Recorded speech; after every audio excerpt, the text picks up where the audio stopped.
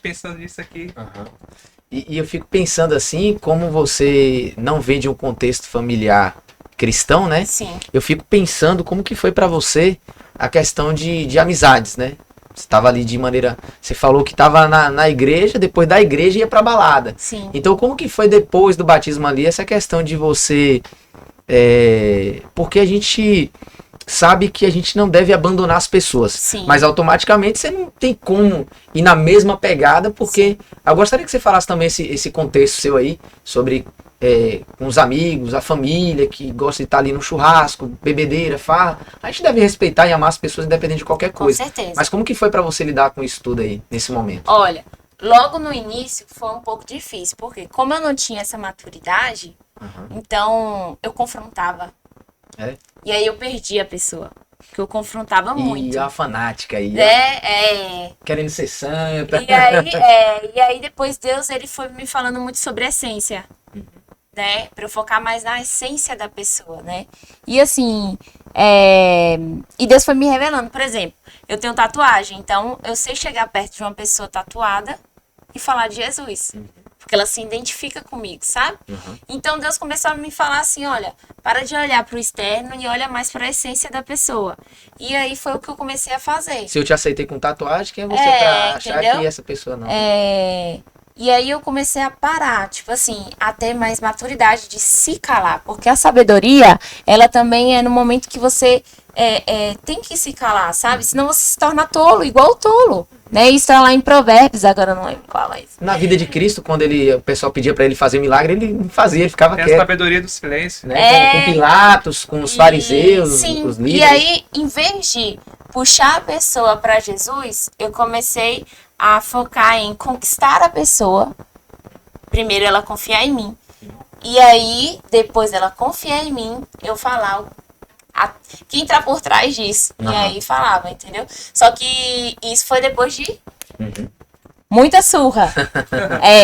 Já cheguei, mas a gente aprende assim, não tem jeito. Achei interessante você falar de essência. Cristo nos convida a ser o bom perfume e também a ser o sal. Quando você tempera a comida, o tempero desaparece, mas o sabor do tempero está ali. Sim.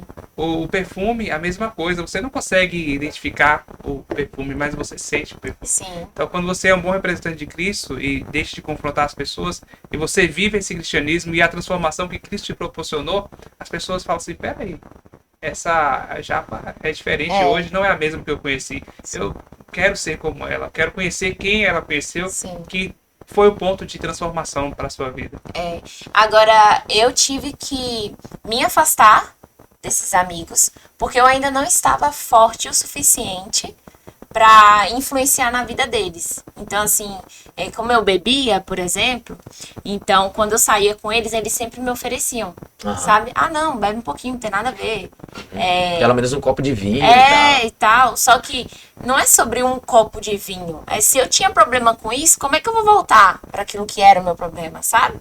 Tipo, ah, não, vamos ali em uma festa, é só você não fazer nada e tal, mas não é sobre isso, é sobre o ambiente, sabe? Então, assim, sobre o ambiente, sobre a música que estava ouvindo naquele ambiente e como aquilo ali ia me influenciar. Se eu não estava forte ainda, como eu não estava, Deus afastou. Aí Deus afastou, os horários já não foram batendo mais, e eu comecei a ver esses amigos só em aniversário, tipo... amo eles, sabe? Eu tenho vários amigos. Só que Deus, ele colocou novas pessoas na minha vida. Então, uma nova história, sabe? Não tem como você querer viver o novo com Deus e se agarrar com o passado. Uau. E eu acredito também em propósito de amizades. Então, assim, você não pode se agarrar a uma pessoa, né? Você tem que se agarrar ao propósito. Então, Deus já não tinha mais propósito com aquela amizade ali. Tem amigos que você carrega pra sempre? Tem. Porque Deus tem um propósito ali naquela amizade. Mas tem uns que não. Então, Deus vai tirando, entendeu? Mas isso não significa que você não ame a pessoa. Ou que você quer ser melhor que ela. Que você quer ser... Não. Isso significa que Deus, ele conhece o seu coração e ele quer te fortalecer e ele sabe o momento certo de separar e juntar.